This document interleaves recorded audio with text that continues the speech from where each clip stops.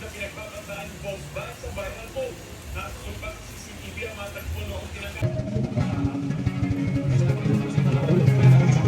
Hello mga lalabs, panibagong araw, panibagong M&M vlog. Naisipan nga namin ni Daddy Glenn bumuli ng Christmas tree dito sa NSN. 1,850 ang 8 feet at 1,115 naman ang 7 Meron feet. din Silang 5 feet, 1,199. Ewan ko kung bakit mas mahal itong 5 feet. Siguro iba yung klase niya. Tapos ito naman yung mga pan-design. Napakadaming kulay yung pagpipilian talaga. Si Daddy Glenn nga yung namili dito sa pang-ikot sa Christmas tree. Ang mumura nga lang ng mga bilihin dito sa NSN. Dati kasi sa DB Mart kami. Nagsarado kasi ang mga DB Mart. 35 pesos nga lang palang itong pang-ikot sa Christmas tree. Tapos ito napakadami pang pang-decoration. At ako nga yung namili dito sa pang-design pang iba sa Christmas tree namin. Nagtagal nga ako dito. Alam niyo naman ang mga babae pag namili, ang tagal-tagal. 16 pesos nga pala ang isa ng bulaklak, mga lalabs. Tapos itong mga iba pang pang-display. Ang mumura din, nakaset na siya. May mga 6 pieces, may 12 pieces.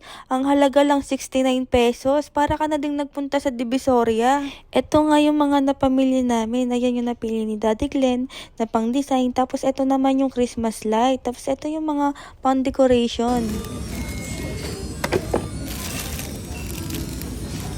Naisipan ko nga rin palang tumingin ng star yung nilalagay sa taas. Eto at nakita ko nga ang mura, 149 pesos lang. May star ka na. At eto nga mga lalabs, tinatry ko kay Kuya kung gumagana itong mga nakuha namin Christmas light. Eto namang napili ni Daddy Glenn is 225 pesos lang. May Christmas light ka ng mga star. Namili na din kami ng ibang gamit na kailangan na pang Christmas. At eto nakauwi na nga kami, hindi ko na binidyo masyado yung iba. Ito ko nga balak ipalagay kay Daddy Glenn ang Christmas tree, kaya yan naman ang lilinisin mamaya. Binuksan na nga ni Daddy Glenn at sinimula nang i-assemble ang Christmas tree. Ayun nga, habang nag-aayos, ginugulo siya ng dalawang chikating niya. Sa kasalukuyan ito, ako'y naiinit dahil siya lang yung nag-aayos. Dahil pag nakisali ako sa pagtayo ng Christmas tree, baka pumaling-paling.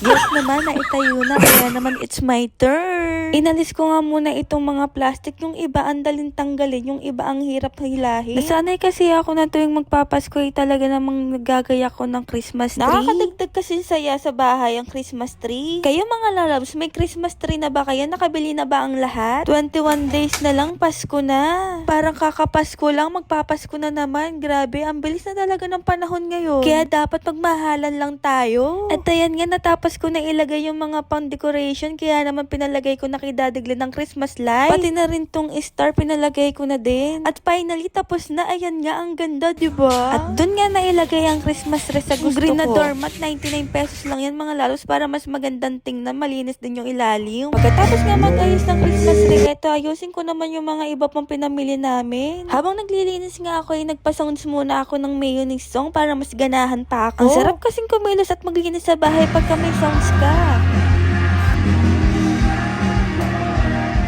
Ito pa ibang pinamili namin, pang kape na baso, tapos spatula, mga iba pang kailangan na gamit sa bahay. Pagkatapos malinis lahat ng dapat linisin, ay nagsaing na ako para makakain na kami ni Daddy Glenn. Hindi ko na nga siya na-i-video dahil nga sobrang busy na maglinis. Ayun lang mga lalap, salamat sa panonood.